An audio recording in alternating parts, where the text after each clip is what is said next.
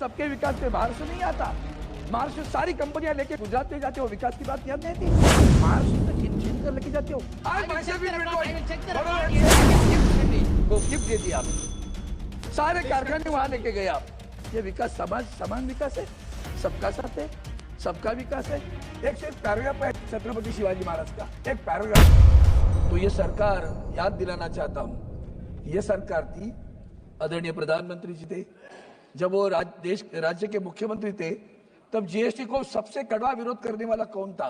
तो भारतीय जनता पार्टी थी। आधार कार्ड को कड़वा विरोध करने वाला कौन था? तो भारतीय जनता पार्टी थी। आज वो सारे विचार जो मनमोहन सिंह जी ने रखे थे, उसको ही उनको अवलंबन करना पड़ रहा है। उसी में समझ जाए कि दूर से दूर देखे, विजन किसे कहते हैं। आदरणीय हमारे प्रधानमंत्री जी मनमोहन सिंह जी बहुत विजनरी थे। उस वक्त जो अर्थव्यवस्था पूरे विश्व में जो हुई थी, ऐसी स्थिति में उन्होंने जो भारत को संवारा है, उसकी सराहना करे उतनी कम होगी। ये भूल जाते हैं कि इन्होंने पहले क्या कहा था, आज क्या कह रहे हैं। अब रही बात तो सर उनके विचारों में हाउसिंग फॉर ऑल ऐसा करके एक उन्होंने बोला है, हाउसिंग फॉर ऑल। मुझे समझ में नहीं आता है। मैं पिछले 10 वर्षों से बात करते आया हूं कि जब भी यह विषय आता है, you and me everyone knows it, there is encroachment on the lands of the government, on the government land. अब सरकार हमारे मुंबई में, मुंबई की बंदरगाह की जगह पे, मुंबई पोर्ट के बहुत बड़ी झुग्गी झोपड़ियां है। वैसे और जगह रेल की जमीन पर झुग्गी झोपड़ियां है। हमारी महाराष्ट्र सरकार आदरणीय वंदनीय शिवसेना प्रमुख बाला साहब ठाकरे जी ने एक सपना देखा कि मेरा कोई भी गरीब आदमी झुग्गी झोपड़ी में नहीं रहेगा, उसे अपना हक का घर मिलेगा। इसलिए उन्होंने एसआरए स्कीम लाई, स्लम रिहेबिलिटेशन अथॉरिटी बनी, और उसके तहत इनको मुफ्त घर दिए जाते गरीबों को। अब रही बात, ये जो गरीब वहां बसे हुए हैं, हर बार प्रधानमंत्री Awas Yojana, housing for all, पक्का घर, पक्का नल से पानी, अरे कहाँ है भैया, कब होगा? मेरी महामहिम राष्ट्रपति से प्रार्थना है, खेद प्रकट करता हूं मैं। आपको ये पता नहीं है, आज भी लोग ऐसे रहते हैं। किसको पक्का घर दे? हम शहरों में रहते, किसको पक्का घर दे रहे आप? ये झुग्गी झोपड़ियां वाले ऐसे ही है।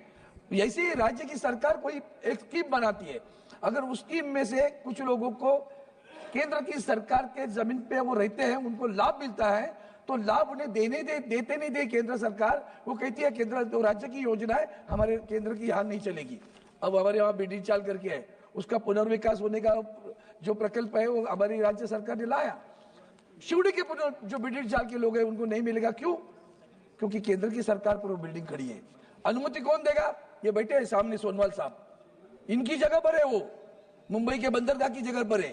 आज तक तुम्हें तो कुछ करना नहीं है, विन विन सिचुएशन है, राज्य की सरकार कर रही, कोई निजी संस्था नहीं कर रही है, या कोई व्यापारी नहीं कर रहा है। आप 10 वर्ष तक अनुमति नहीं दे रहे। हाउसिंग फॉर ऑल बिल्डिंग ढहने को आई, अब परमिशन नहीं देते और उसमें लिखते हो हाउसिंग फॉर ऑल। कहां से देंगे वो तो बताओ। हम जो बोल रहे हैं वो सच्चाई बोल रहे हैं, और इसलिए मुझे खेद प्रकट करना पड़ता है कि महामहिम राष्ट्रपति जी को इसकी भी जानकारी आज भी नहीं है, और आप जानकारी देना भी नहीं चाहते हो, वो अपने दिए हुआ पड़ती है। इसलिए आगे चलकर और बताता हूं, किसान सम्मान, आपके हर निर्णय, मैंने हाल ही में कहा था, भारतीय जनता पार्टी का हर निर्णय, ये भाई आप क्यों बोल रहे? किसान Samman Yojana,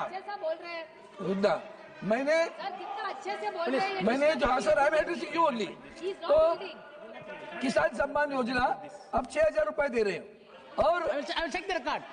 Honorable members, I will check the record. If it is anything objectionable, I will remove it. What is that? You tell me a sentence. What? You tell me a word. Forget about the sentence. I myself will be doing. What I am saying is perfectly correct. The things I am saying and on that. No sir, not at all. I have not yielded at all. मैंने एक भी शब्द ऐसा नहीं बोला है, वाक्य तो छोड़ो, शब्द भी नहीं गलत बोला है। अनुमति आप नहीं देते हो, पक्के करते हो, इतना मुझे झूठा शब्द प्रयोग नहीं करने लगाना। प्लीज, इसके लिए आगे बोलता हूँ सर। आगे चलकर जैसे आपने किसान सम्मान योजना, अभी हमने हर कदम भारतीय जनता पार्टी उठाती है, वो राजनीतिक होता है, सामाजिक नहीं होता। 12 लाख कोड ऑफ कंडक्ट है, 12 लाख की घोषणा हुई, किसके लिए हुई? 12 लाख की घोषणा हुई ना, तो किसानों को 6,000 या 12 लाख तक इनकम टैक्स फ्री करने वाले हम लोग। किसानों को बढ़ा भैया, वो ज्यादा अच्छा होता। स्वच्छ भारत, और हमने अपनी अभी फोकस ऑन एजुकेशन, काय का फोकस है? आप क्या करते हो? आज भी सर इस देश में आप भी जानते हैं, हम भी जानते हैं, यहाँ बैठे हमारी बहन भी जानती है, ऐसे गांव हैं कि जहां एक टीचर है, एक शिक्षक है, कोई टीचर भी नहीं है। Quality and equality both should be maintain. Equality by, आज भी सर एजुकेशन सिस्टम में there is a disparity and discrimination, both are existing. Disparity by virtue of the education institute where it is situated. कहाँ school है? गांव में है। वो Covid के समय में डिजिटल चल रहा था ना, वो नेटवर्क भी नहीं मिलता था, क्या गांव में पढ़ाएंगे? वो एक टीचर है, एक ही क्लास में फर्स्ट सेकंड थर्ड फोर्थ बैठे हैं सब बच्चे। आज भी ये अवस्था है।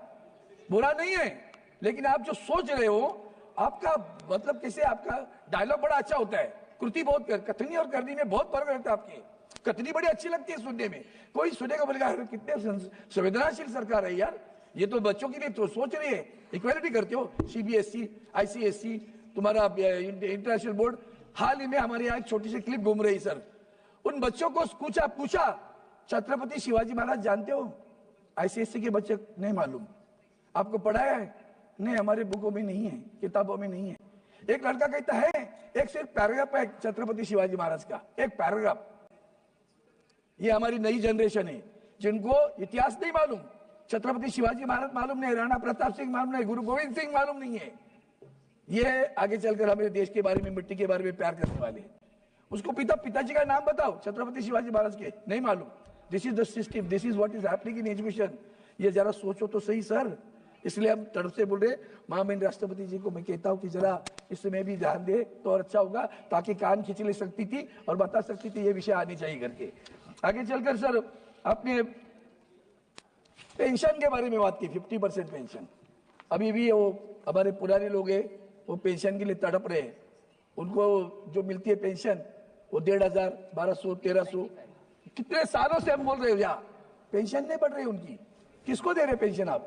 गवर्नमेंट सर्वेंट्स को। अभी रहे क्या गवर्नमेंट सर्वेंट? नौकर भर्ती कितने सालों से बंद है। आप जो भी करते हो, इसलिए बोला कथनी और करनी में फर्क आपके रहता है। यूनिफाइड पेंशन स्कीम, अपने महिलाओं का सम्मान की बात की, ओलंपिक के लिए यहाँ बैठी थी, याद है? ओलंपिक प्राइज वाली हमारी बहन बैठी थी वहां बाहर, आपकी तरफ से एक आदमी देखने नहीं गया उनको, महिला भी नहीं गई आपकी उनको देखने के लिए, भागी वहां से। ये इसलिए बोल रहा हूँ कथनी और करनी में फर्क है। आगे सर आगे चलकर अपने आत्मनिर्भर भारत, वाह, उस आत्मनिर्भर भारत ने बीएसएनएल का सत्यानाश किया। पता है आपको कैसे? 5G सर्विसेज कौन देने वाला है? बीएसएनएल दे रही है, एमटीएनएल दे रही है। मुंबई और महाराष्ट्र, मुंबई जहां अभी शुरू किया है 4G, वो गांव में धंधा हमारा मुंबई में, दिल्ली में, कलकत्ता में, मद्रास में, वहां नहीं करेंगे, चेन्नई में नहीं करेंगे, करेंगे क्या? गांव में। क्यों? दोस्तों का नुकसान होगा, दोस्तों को तकलीफ होगी। अपने बच्चे को तो देखो, बेसिल आपका बच्चा है, उसको तो देखो, आज भी नहीं देख रहे हो। सर आगे चलकर मैं इंफ्रास्ट्रक्चर, अब इंफ्रास्ट्रक्चर में बात करूं सर, हमारे मुंबई गोवा रोड, चांद पे हमारा यान गया, उसका जितना खर्चा हुआ ना सर, उससे ज्यादा खर्चा इस मुंबई गोवा रोड के लिए पनवेल से लेकर मानगांव तक हुआ। रास्ता आज नहीं बना। इंफ्रास्ट्रक्चर के चक्कर में प्रकृति का कितना ह्रास करते हो। मेट्रो रेल के लिए गोरेगांव का हमारा फॉरेस्ट बर्बाद कर दिया।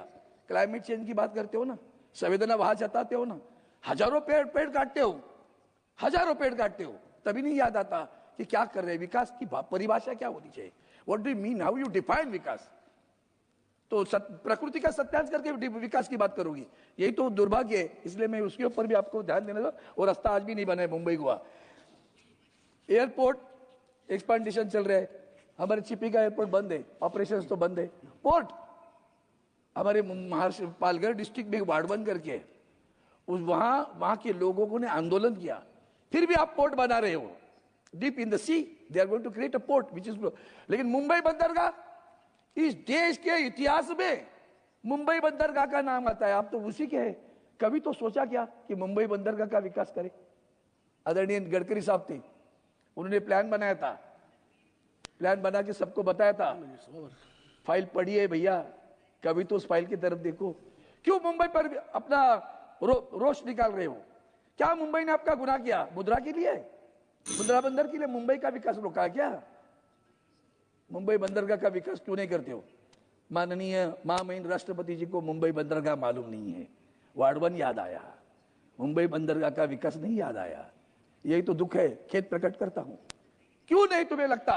सबका साथ सबका विकास में मुंबई नहीं आती, सबके विकास में महाराष्ट्र नहीं आता।